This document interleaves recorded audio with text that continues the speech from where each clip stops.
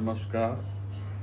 वैदेही शरण ज्ञान दर्पण चैनल पर आपका हार्दिक स्वागत करते हैं। भाइयों, आज का विषय उन महापुरुष का है जिनका जीवन बहुत गरीबी में बीता और अपने परिश्रम और बुद्धि के बल पर महानता हासिल की। आज का विषय महान इंजीनियर श्री विश्वेश्वरैया जी के संबंध में है।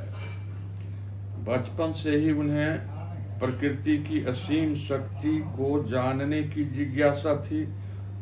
प्रकृति शक्ति है, गरीबों के संबंध में भी बचपन से ही सोचते थे कि वे कोई गरीब क्यों हो जाते हैं।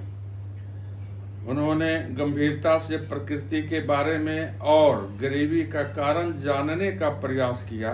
वह अपने अध्यापकों से भी जिरह करते, प्रकृति के बारे में पूछते। वे पूछते कि आखिर इतने लोग गरीब क्यों हैं। धीरे धीरे प्रकृति और जीवन के बारे में अंतर्दृष्टि प्राप्त होने लगी। उन्हें प्रतीत हुआ कि ज्ञान असीमित है, उन्हें बिना रुके सीखते रहना होगा। निश्चय किया कि जीवन पर्यंत छात्र बने रहेंगे। मोक्षमुंडम विश्वेश्वरैया का जन्म मैसूर में 15 सितंबर 1861 को हुआ था। उनके पिता वैद्य थे। वर्षों पहले आंध्र के मोक्षामुंडम से आकर मैसूर में बस गए थे। 2 वर्ष की आयु से ही घर की वृद्ध महिला उन्हें रामायण, महाभारत, पंचतंत्र की कहानियां सुनाती थी।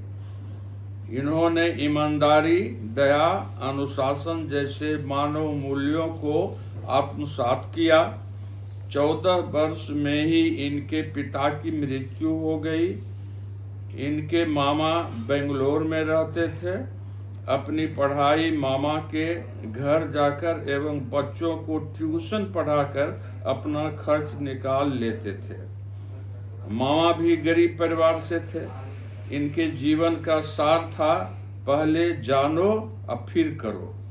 इनकी माँ ने कहा, तुम मामा के पास जाओगे, जाओ, भगवान तुम्हारे साथ हैं। प्रतिदिन मामा के घर से कॉलेज जाते एवं बच्चों को ट्यूशन पढ़ाते 15 किलोमीटर चलते थे। उनसे स्वास्थ्य के बारे में पूछा गया तो उन्होंने कहा, मैंने चलकर अच्छा स्वास्थ्य प्राप्त पाया। अपने काम में उन्होंने अपनी समस्त मुश्किलों का मरहम पाया। ईमानदारी और निष्ठा से अपने कार्यों को आभा प्रदान की। इनके कार्य को जब देखकर सेंट्रल कॉलेज के प्रिंसिपल इंग्लैंड गए तो अपने वसीयत उपहार के रूप में इनके लिए छोड़ गए। उस समय लोक निर्माण विभाग में इंजीनियर के पद पर कार्यरत थे। 1884 में विश्वेश्वरैया ने अपना सरकारी जीवन शुरू किया। इस समय राष्ट्रीयता की भावना प्रतिष्ठित व्यक्तियों का ध्यान अपनी ओर खींच रही थी। बाल गंगाधर तिलक राष्ट्रीयता की भावना फैलाने में अग्रगणी थे। विश्वेश्वरैया को 1894 में सिंध के क्षेत्र में पीने के पानी के वितरण की परियोजना का कार्य पूरा करने का कार्य सौंपा गया। नदी सर्वेक्षण करने पर पाया गया कि पानी पीने के लिए पूर्णतः बेकार है, लेकिन विश्वेश्वरैया ने तकनीकी समाधान कर पानी को पीने लायक बना दिया। नदी के तल में कई कुएं बनवाया। कुएं तक पहुंचने से पहले पानी को रेत की अनगिनत परतों से गुजारा। इस प्रकार पानी को पीने लायक बनाया। इस नवीन कार्य के लिए सरकार ने विश्वेश्वरैया को केसर-ए-हिंद की उपाधि से सम्मानित किया। बाढ़ के पानी को नियंत्रित करने के लिए उन्होंने खरकवासला बांध पर जल द्वारों का प्रयोग किया, झील के स्तर को बढ़ाया जिसके द्वारा पूरे शहर को पानी मिलता था। विश्वेश्वरैया ने सिंचाई में सहायता करने के लिए नहर एवं बांध बनाए, सिंचाई के सीमित पानी को उपयोग में लाने की युक्ति बनाई। इससे गरीब किसानों को राहत मिली, देहात में आर्थिक सुधार हुआ। विश्वेश्वरैया ने महसूस किया कि इससे राष्ट्र को शक्ति मिलेगी। अपनी क्षमता और कठिन परिश्रम से उन्हें जल्द ही तरक्की मिल गई। वे चीफ इंजीनियर पद के निकट पहुंच गए। चीफ इंजीनियर का पद ब्रिटिश वासियों के लिए आरक्षित था।